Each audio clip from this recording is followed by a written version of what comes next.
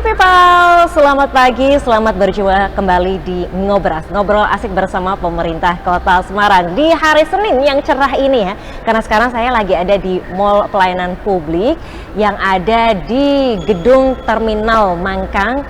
Nah ini kalau kita lihat dari sini ada kaca besar ya di depan dan terlihat bahwa sekarang ini masih cerah harinya. Semoga di hari Senin ini bisa juga menambah semangat e-people semua dalam menjalani pekan ini. Dan kita kembali dengan tema yaitu mengenai pengurusan izin usaha. Dan untuk membahasnya lebih lanjut kita sudah menghadirkan tamu istimewa yaitu tuan rumahnya Kepala DPM4SP Kota Semarang Bapak Dr. Widoyono MPH. Pak Wido, apa kabar? Alhamdulillah baik. Sehat ya Pak ya? Sehat Mbak Hani, selamat pagi dan para pemirsa sekalian semoga sehat. Amin. Bahagia selalu. Nah itu bahagia juga penting ya. Ini kita main ke sini sekaligus untuk milih gitu ya. Karena barusan pindahan nih dari DPM4SP. Betul ya Pak? Kapan itu pindahannya? Tanggal 19 September minggu kemarin pada hari yang sama, Senin. Yang didahului hari Jumatnya tanggal 16 ya. Itu doa selamatan supaya proses di kantor yang baru itu lancar dan lebih memberikan manfaat pada masyarakat Kota Semarang, Mbak. Oke, jadi di Jumatnya itu sudah diadakan doa terlebih dahulu, kemudian Senin resmi pindah ke sini begitu ya? Iya betul. Prosesnya berapa lama Pak untuk pindah segala macamnya? Kan nggak cuma orangnya aja ya, semua peralatan kantor dan segala macamnya dipindah juga ke sini. Iya, yang pertama kalau persiapan sarana prasarana dan gedung ya, overall secara umum itu sudah ready. Tetapi kalau menuntut kesempurnaan tentu saja tidak bisa. Jadi selalu saja ada yang masih kurang listrik, mengenai sistem air, AC dan seterusnya. Tetapi itu kira-kira ya hanya mungkin 10% lah. Jadi kita pindah saja dulu. Nanti perlahan-lahan itu kita benahi. Nah itulah yang kita pilih opsinya. Kalau nunggu sempurna dulu rasanya susah Pak. Jadi terus kemudian 1 bulan terakhir sebelum pindah itu sudah dilakukan persiapan-persiapan mengenai dokumen, sarana prasarana, terutama infrastruktur. Infrastruktur di sini adalah tidak hanya fisik tapi juga internet, telepon, komunikasi yang terutama mengenai internet ya Mbak ya. Sekarang kan modelnya semua online. Itu kira-kira kita gencarkan 1 bulan terakhir lah waktunya. Oke, baik, dan alhamdulillah prosesnya berjalan dengan lancar ya. Kemarin pun sebelum kita datang ke sini, Bapak Wali Kota kita juga sudah sempat mampir. Kita lihat dulu videonya, mungkin ada e-people yang belum sempat melihat ya. Berikut ini untuk Anda.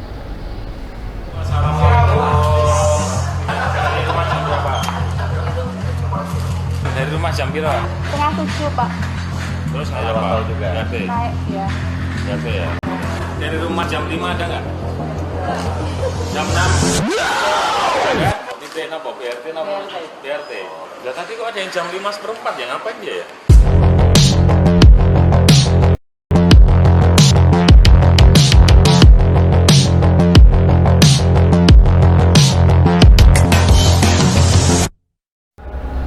Nah itu tadi kita simak ya, Pak Wali saja sudah langsung ke sini di hari pertama mulai aktif pindah di sini ya Pak Wido. Itu kemudian bagaimana reaksinya Pak Wali waktu ke sini Pak, melihat semuanya sudah sangat siap ya dalam menjalani hari baru di tempat yang baru? Ya kami merasa merasa kehormatan, sebuah kehormatan dikunjungi Bapak Wali Kota untuk pertama kalinya pada waktu di hari pertama.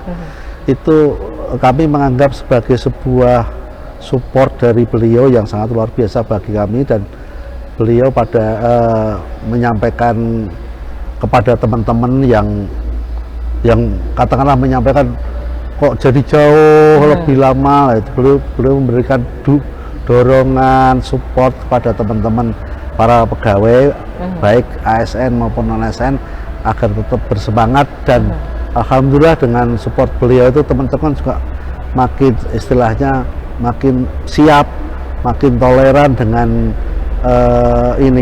perbedaan transisi pindah itu menjadi makin semangat.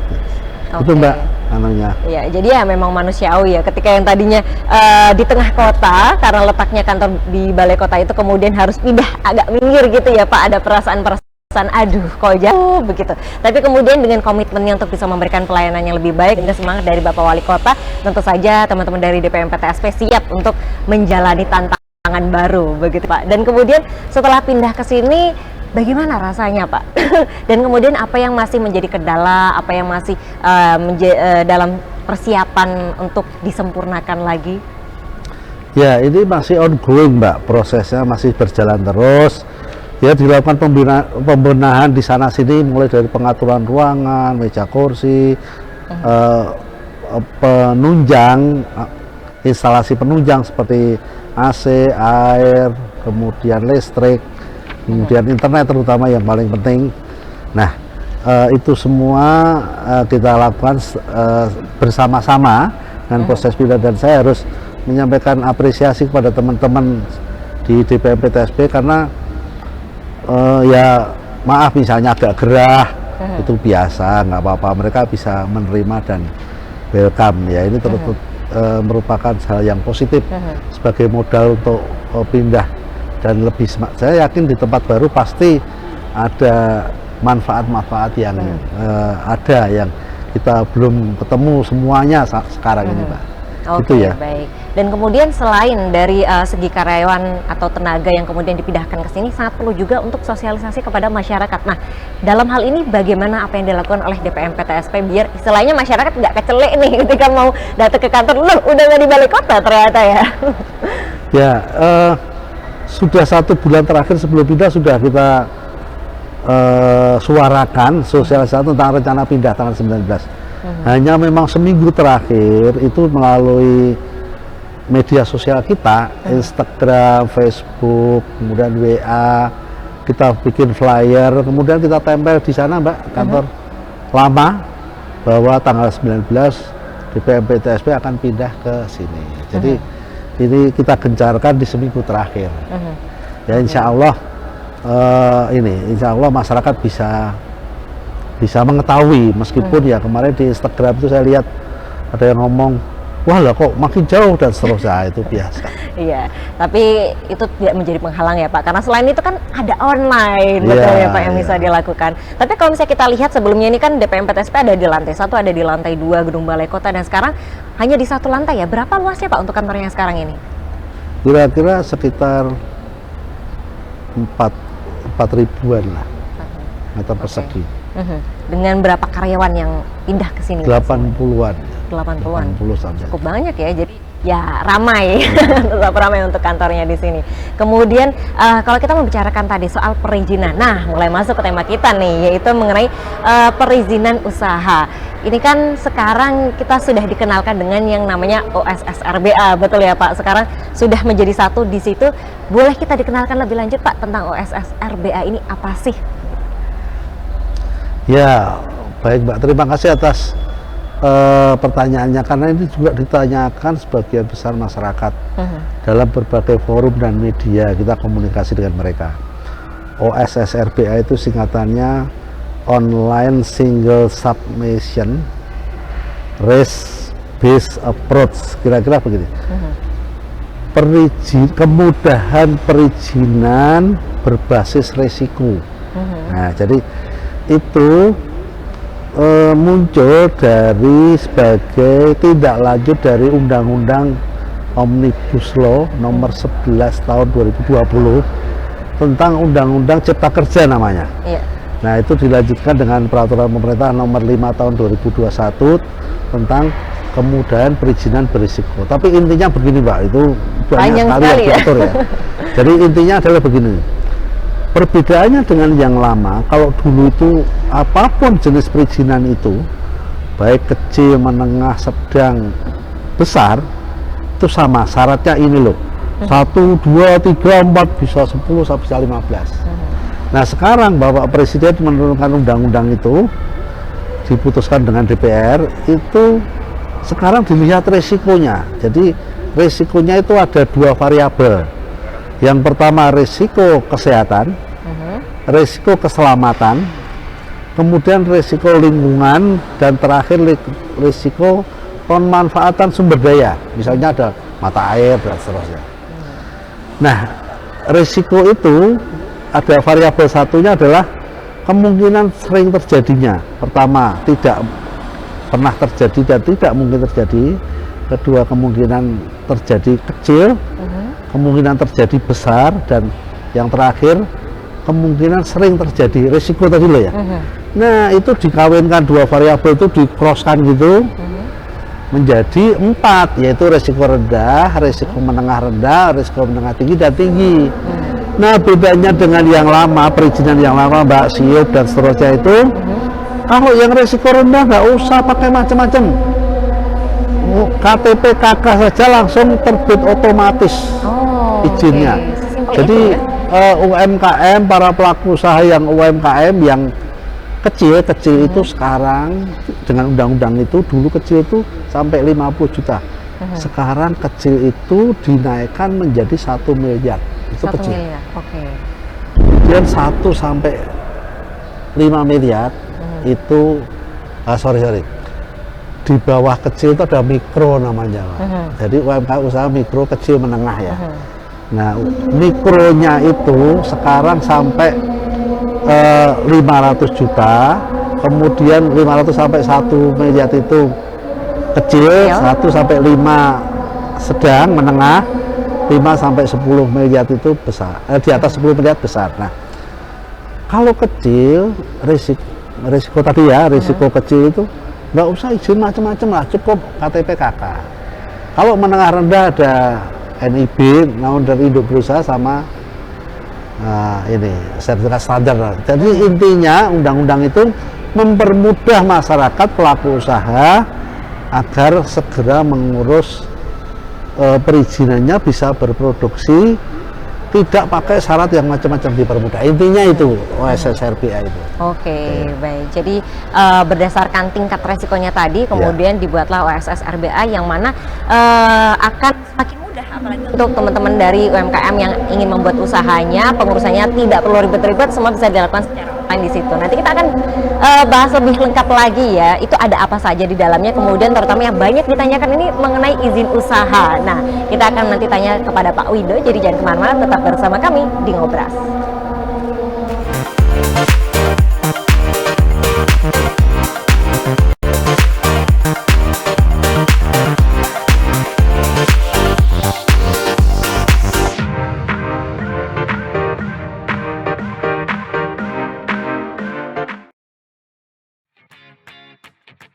Saya Hendy Endrar Priyadi, Wali Kota Semarang, mengajak panjenengan semuanya ramaikan event Semarang Heritage Family Run yang akan diadakan pada tanggal 29 Oktober tahun 2022. Kita akan muter-muter di kawasan Kota Lama. Pendaftaran akan dibuka mulai 18 September sampai 21 Oktober. Untuk informasi lebih lengkap, Run together with your family. Ayo wisata ke Kota Semarang. Dewe tau duwe bayangan besok yen wis wayah omah-omahan, aku maca koran sarungan, kowe blonjo dasteran. Nanging saiki wis dadi kenangan, aku karo kowe wis pisahan, aku kiri kowe kanan.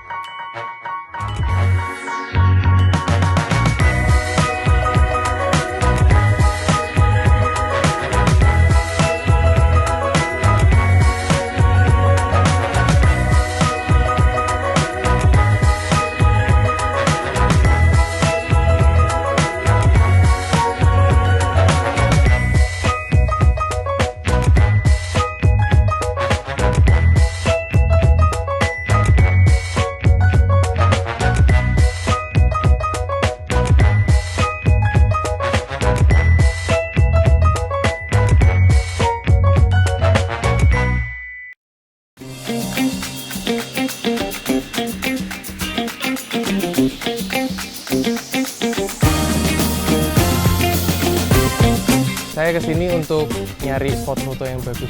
Spot foto yang bagus menurut saya itu di area depan gereja Belunduk ini, Mas.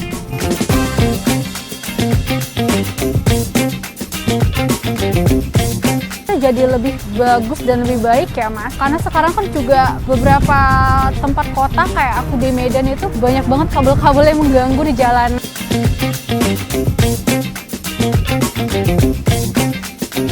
Aku asli Tangerang. Andalan ada sih di Marba sini, itu jadi ikon banget kan. Iya kan. Yang sekarang sih lebih tertata ya. Terus aku juga salutnya sekarang udah nggak berserakan sampah, maksudnya kayak wisatawannya tuh lebih ke disiplin gitu.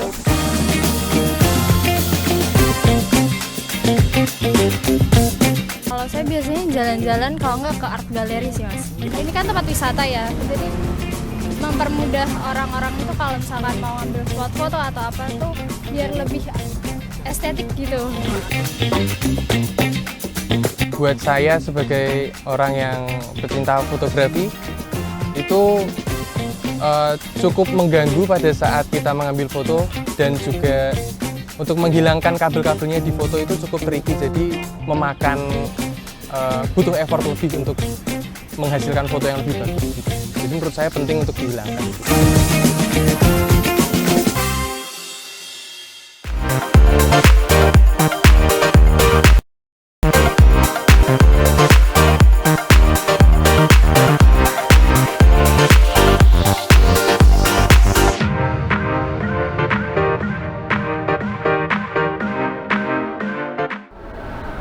Baik people, kita masih di Ngobras dengan tema yaitu mengenai perizinan izin usaha. Nah, kalau misalnya kita sebagai masyarakat ini kan punya KTP, punya NIK. Kalau usaha kita harus punya NIB, betul ya Pak Wido ya? Dan ini salah satunya yang diurus melalui OSS RBA. Tahapannya seperti apa Pak? Ya, para pelaku usaha masyarakat terutama yang ini ya, usaha mikro kecil di bawah 1 miliar ya, itu tidak usah khawatir repot-repot dan seterusnya. Ada dua cara. Yang pertama ngurus NIB atau SIUP atau izin berusaha, whatever apapun namanya itu, di rumah bisa pakai handphone bisa, atau kalau perlu bantuan datang saja ke kami ke kantor DPM PTSP Kota Semarang di Terminal A Mangkang lantai 2. Nah, kami akan dampingi, syaratnya hanya membawa KTP dan KK. Nah, nanti kita dampingi satu persatu. Prinsipnya ada dua langkah, dua tahap ya, dua step. Yang pertama, langkah pertama adalah mengurus akun. Yang kedua mengurus NIB. Nah, jadi dua-duanya bisa dilakukan, tetapi kalau ada masalah silahkan nanti kita dampingi. Gitu, Mbak. Oke, dan terbitnya pun nanti akan langsung secara online itu ya Pak? Iya betul sekali Mbak Hani. Jadi kalau sudah benar pengisiannya, nanti terbit sendiri bisa dicetak di rumah sendiri. Ya. Jadi terbit otomatis namanya. Tidak perlu syarat yang macam-macam. Oke, baik. Jadi kalau misalnya mau mengurus ini 100% online, bisa dari mulai daftarnya hingga nanti terbit NIB-nya ya. Tapi kalau misalnya ada kendala bisa langsung datang aja ke kantor DPM PTSP. Sejauh ini Pak, apa perizinan yang paling banyak dibuat oleh masyarakat? Apakah benar tentang usaha ini? Ya, kalau yang terbanyak izin itu adalah sektor perdagangan, khususnya perdagangan makanan. Jadi pengolahan makanan itu paling banyak ya yang itu. Kedua sektor perindustrian, dan ketiga industri pariwisata, Pak. Oh, oke. Ya itu 3 besar. Kemudian nanti tentang OSS RBA itu saya bisa sampaikan juga masalah yang sering dijumpai bila mendaftar online di rumah. Apa Pak yang jadi kendala biasanya? Ya, jadi memang yang saya sampaikan itu kan tadi manis sekali ya, cukup KTP KK. Nah, tapi prakteknya yang sering dialami oleh masyarakat adalah yang pertama itu slow respon atau slow loading, lemot, lelet dan seterusnya. Itu karena satu aplikasi diakses oleh ratusan juta, Mbak. Se-Indonesia ya, Pak? Iya, se-Indonesia. Nah, jam peak besi peak jam sibuk itu adalah jam 8 pagi sampai jam 3-4 sore, Pak. Oke, Nah, ya jadi jam kerja ya, office hour. Iya, di luar itu sepi ya. Jadi paling sepi jam 12 malam, jam 1 malam. Itu Iya. ibaratnya begitulah. Itu mengakibatkan tadi lemot. Yang kedua, kita harusnya di dalam akun itu nanti dapat username dan password. Kadang-kadang namanya sistem ya, nggak datang username passwordnya. Itu masalah yang dijumpai. Masalah yang ketiga, username password datang, kita masukkan tidak cocok, nggak bisa. Masalah yang dijumpai lagi. Kemudian sudah benar username password, masuk nggak ke langkah berikutnya. Nah, jadi yang masalahnya adalah berhubungan dengan sistem. Tapi yang paling krusial adalah pastikan akses internetnya lancar. Iya. Kalau pakai HP pastikan kuotanya masih cukup dan seterusnya. Itu, Mbak, yang sering dijumpai. Oke, baik. Jadi karena langkahnya sangat mudah, yaitu pertama punya akun, dan yang kedua kemudian tinggal mengupload data-data yang dibutuhkan. Jadi yang pertama ini ketika kita sudah membuat akun, jangan lupa untuk dicatat ya, Pak, username-nya, password-nya, jangan sampai nanti salah. Kemudian juga dipersiapkan berkas-berkasnya dan nanti tinggal mengurus secara online begitu ya. Sebenarnya ini mudah sih, tapi ya kemudian tentu saja masyarakat kita ini kan dari berbagai daerah, mungkin ada yang sinyalnya susah, ada yang ternyata kuotanya habis. Nah, itu harus dipersiapkan ketika akan membuat akan mengakses OSS RBA ini, dan juga jamnya ya. Jadi ketika ya memang di office hour ini kok kelihatannya agak susah karena ramai digunakan, mungkin sorean atau malam bisa begitu ya, Pak. Dan kita akan melihat sebuah video yang dipersembahkan oleh DPM PTSP mengenai perizinan-perizinan yang bisa dilakukan di sini melalui video yang berikut ini. Kota Semarang merupakan salah satu kota besar di Indonesia.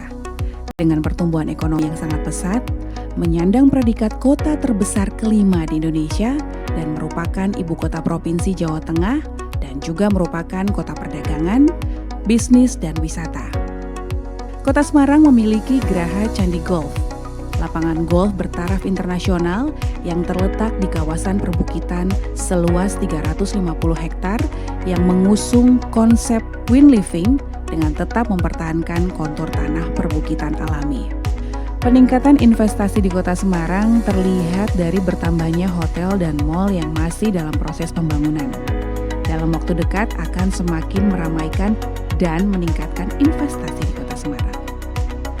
DPM PTSP merupakan salah satu perangkat daerah di Kota Semarang yang memiliki tugas dan fungsi sebagai pelayan terpadu satu pintu, perizinan, dan penanaman modal di Kota Semarang. Sesuai Perwal Pendelegasian Perizinan nomor 70 tahun 2019, Bapak Wali Kota memberi wewenang kepada Kepala DPM PTSP untuk menandatangani sebanyak 174 perizinan dan non-perizinan.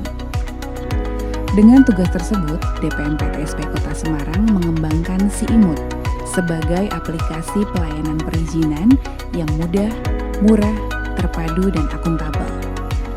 Dengan SIIMUD, pemohon izin dapat mendaftar perizinan dari mana saja dan kapan saja. Pemohon dapat men-tracking proses kapan saja secara langsung. SK perizinan langsung diemailkan ke pemohon segera setelah SK tersebut tertandatangani secara digital.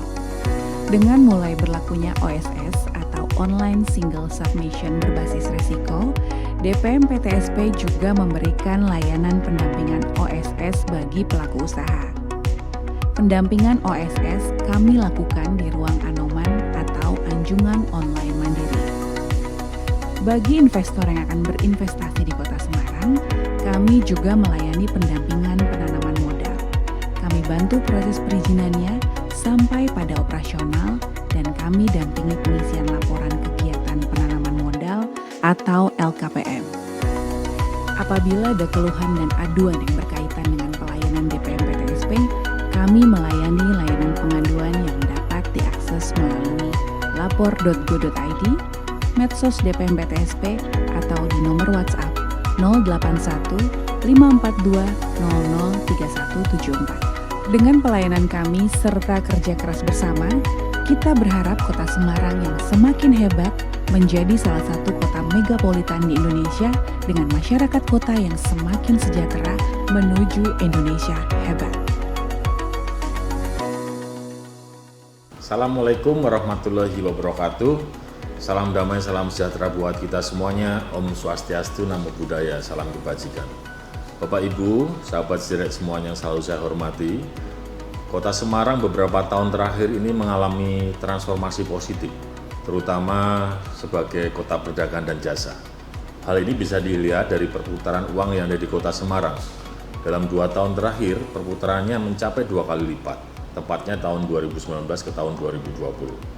Tren positif ini tentu saja salah satunya dipengaruhi oleh meningkatnya jumlah investasi yang ada di Kota Semarang.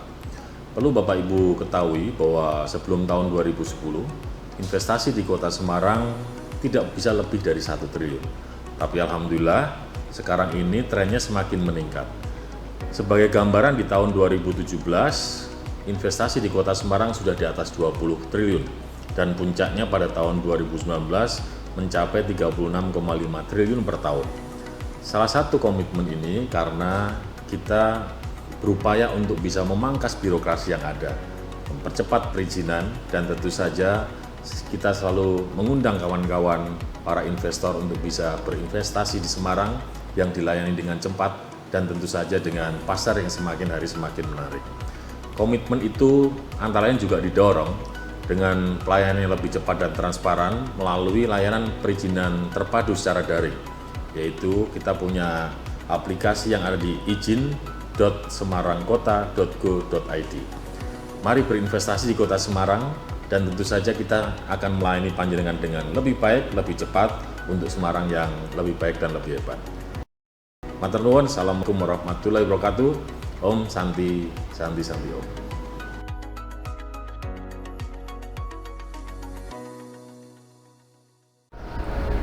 Nah, itu tadi sekilas mengenai profil dari DPM PTSP. Ternyata selain pengurusan izin lewat OSS RBA pun di sini juga punya yang namanya SIIMUT. Nah, tadi itu ya Pak. Apa saja kemudian yang bisa diurus melalui SIIMUT dan apa bedanya dengan OSS RBA ini Pak? Ya, jadi SIIMUT itu adalah sistem perizinan mudah dan mudah, cepat, dan terpadu. Aplikasi lokal dulu ada sebelum OSS RBA. Jadi itu benar. Begitu ada aplikasi yang sifatnya nasional, kita menyelesaikan semua jenis perizinan yang sudah ada di OSS RBA itu dimasukkan, yang dulunya SIIMUT dimasukkan ke OSS RBA. Sedangkan yang belum ada itu kita wadai, kita tampung dalam sebuah aplikasi lokal namanya SIIMUT. Misalnya perizinan non berusaha, perizinan izin tenaga, misalnya izin tenaga kesehatan, izin perawat, surat izin praktek bidan, apoteker, terus ini chiropraktor, kemudian optik, macam-macam banyak sekali. Itu kemudian perizinan ini Mbak, namanya perizinan izin minuman beralkohol yang belum ada akses. Kemudian ada izin prinsip, izin menara telekomunikasi, itu masih baliho juga di sini ya? Ya, reklame itu masih ada yang ditampung di SIIMUT. Oke, baik. Itu karena sistem kita jadi lebih mudah aksesnya, lebih sederhana, lebih cepat ya. Karena aksesnya kan hanya terbatas Kota Semarang. Baik, jadi karena Kota Semarang ini bahkan lebih cepat ya Pak daripada sebelum ada OSS RBA ini, sini sudah siap dengan SIIMUT-nya untuk mengurus segala izin melalui online, tapi kemudian setelah ada OSS RBA yang bisa dicangkup melalui OSS RBA, bisa digunakan lewat website tersebut yang dimiliki oleh pusat, tapi kemudian bersifat kedaerahan dan belum terwadahi di OSS RBA bisa diurus melalui aplikasi Si-Imut tadi. Baik, kita masih akan membicarakan mengenai perizinan ini dan salah satunya yang menjadi gebrakan dari Kota Semarang yaitu Mall Pelayanan Publik yang ada di sebelah sana. Nanti akan kita bahas, jadi jangan kemana-mana, info tetap bersama kami di Ngobras.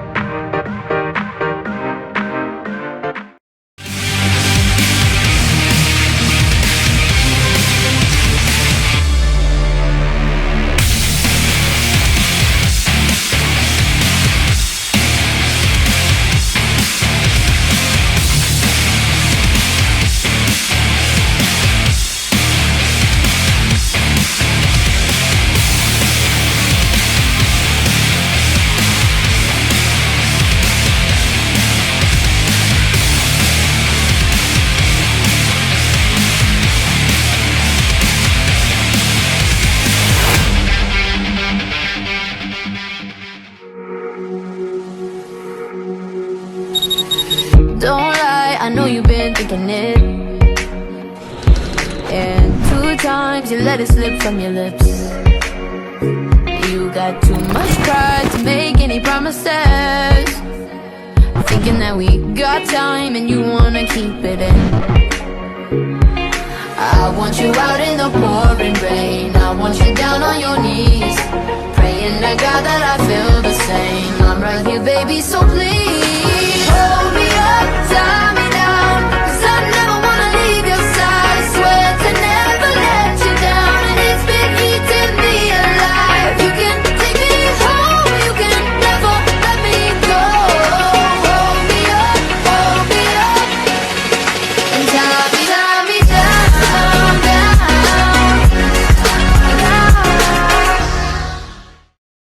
Di ujung pandemi panjang COVID yang telah menyakitkan.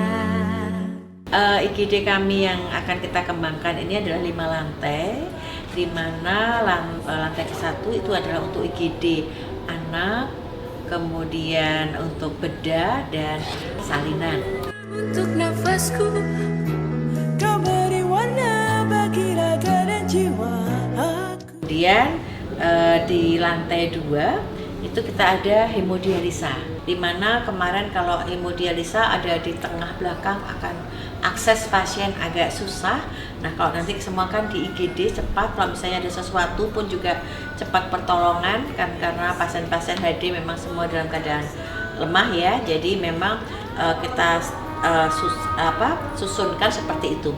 Tuhan, lindungi kami bersama kasih-Mu.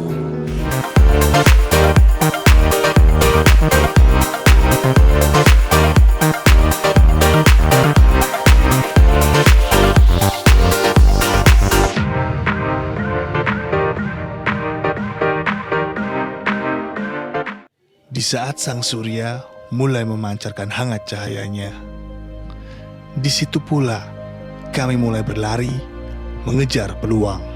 Kami tak akan berhenti mencari investasi bagi kota ini. Kemudahan berinvestasi telah kami lakukan. Peluang kami tuangkan dalam layanan digital. Semarang Bisnis, inilah platform digital kami. Semua kami sajikan untuk Anda sebagai solusi pasti berinvestasi. Tunggu apa lagi? Ayo investasi di Kota Semarang. Kini kemudahan berinvestasi ada dalam genggaman Anda. Semarang Bisnis.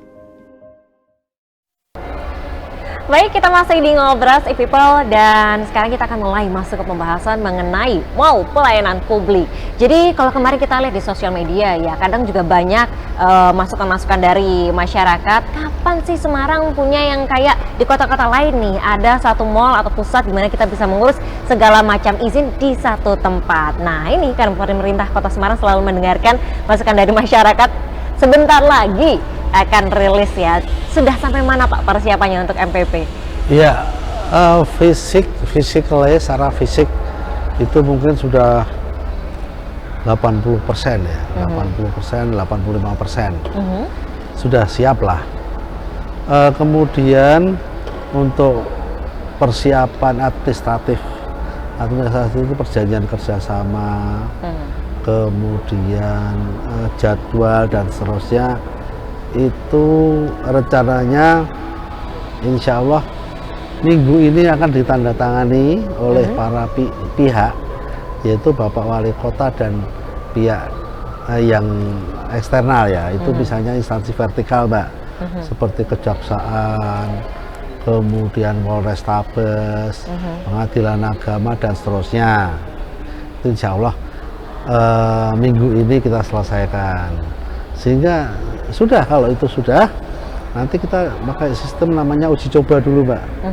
Uji coba sampai grand opening yang rencananya akan diresmikan oleh Bapak Menteri atau Bapak Wali Kota nanti akhir Oktober atau bulan November lah. Itu sudah terjadwalkan di pusat. Itu Berarti Mbak, untuk uji cobanya kira-kira kapan Pak? Mulai bulan Oktober lah ya. Kalau ini bisa ditangani minggu ini, minggu depan udah mulai uji coba. Wih, ini sudah minggu terakhir di bulan September ya, jadi sudah semakin dekat dengan peresmiannya. Sudah, kira-kira nanti akan ada berapa tenan atau instansi Pak yang bekerja sama di sini? Ya, rencana kita ada 34 tenan yang terdiri dari 15 tenan internal Pemkot, yaitu semua dinas yang melaksanakan penugasan pelayanan publik, seperti ini dinas lingkungan hidup untuk mengurus izin lingkungan, dinas tata ruang untuk ngurus izin PBG, PKKPR, kemudian SLF, dinas kependudukan dan catatan sipil untuk administrasi kewarganegaraan, KTP, pindah, meninggal, lahir dan sebagainya. Jadi semua dinas itu yang dinas di internal Pemkot itu ada 15. Kemudian yang eksternal ada 19. Yaitu tadi Mbak, dinas-dinas vertikal, dinas provinsi, kemudian industri keuangan, bank, kemudian seperti misalnya BPJS Kesehatan, BPJS Tenaga Kerja, dan seterusnya. Oke, baik. Jadi nanti mulai uji coba ini ke 34 tenan tadi sudah dihadirkan ya Pak, dan insya Allah nanti ketika diresmikan semuanya sudah siap langsung berjalan. Gitu. Amin, amin. Insya Allah. Dan sepertinya ada satu yang kurang nih Pak, ya. Harusnya ada tempat fotokopi Pak. Oh iya. Biasanya itu diperlukan juga ya kalau masalah pengurusan berkas ya. Oh bagus nih, terima kasih Mbak. Nanti kita bicarakan mungkin di bawah mungkin. Iya betul. Nantian. Nah itu kalau misalnya ngomongin di bawah itu ada apa aja ya Pak? Di bawah kan ada terminal penumpang ya. Itu ada fasilitas oleh-oleh, ada tiket, selain tiket bis oleh-oleh ada kafe, juga ada rumah makan, ada kantor BRT Trans Semarang. Kemudian ya fasilitas pendukungnya Mbak. Baik, karena namanya juga mall ya Pak ya. Jadi tidak hanya di mana pelayanan dari pemerintah ini ada di satu tempat, tapi di sini pun kalau misalnya nanti tiba-tiba lapar atau mungkin dari yang luar kota ya bisa langsung turunnya di sini, nanti balik pun juga bisa langsung dari sini, bisa sekalian bawa oleh-oleh karena semuanya sudah ada di bawah begitu ya. Dan selain itu kalau kita lihat di sebelah sana ada juga yang namanya kafe investasi gitu ya Pak. Apakah kafe investasi itu Pak? Iya, kita menyediakan satu ruangan khusus untuk para pengusaha atau investor yang mau menginvestasikan, menanamkan modal di Kota Semarang. Kita layani. Apa yang layanan itu? Pertama informasi. Informasi apa yang mereka perlukan? Apakah mereka sudah punya rencana akan investasi di sektor apa? Kalau enggak, akan kita berikan informasi. Ini loh sektor yang paling menguntungkan. Ini loh proyek yang perlu dikerjakan di Kota Semarang dan seterusnya. Yang kedua, pendampingan perizinan. Perizinan investasi itu nanti kita permudah, kita dampingi supaya perizinannya nanti lancar dan cepat. Dan sekarang adalah karena banyak online, banyak pendampingan, sudah mulai ke arah cashless, Mbak. Jadi itu kan mengurangi penyimpangan, mengurangi gratifikasi, mengurangi potensi-potensi ini ya. Kalau yang semoga bisa berkurang, tidak seperti zaman cash-cashan dulu dan seterusnya. Nah, kita di sini juga berusaha untuk jangankan meminta, menerima pun sudah tidak boleh lagi, kecuali yang sesuai dengan aturan. Karena ada aturan retribusi daerah. Ada satu lagi Mbak Adi yang ingin saya tambahkan, yaitu mengenai MPP. Kenapa masih diperlukan MPP sedangkan semua sudah serba online? Ya. Nah, pemerintah menjawab bahwa di antara masyarakat kita yang melek teknologi itu masih ada masyarakat kita yang gaptek, yang sudah senior, yang kesulitan untuk mengakses teknologi. Jadi tetap kita sediakan ruang, kita sediakan akses agar bisa mendapatkan perizinan semudah mereka online. Itu, Mbak.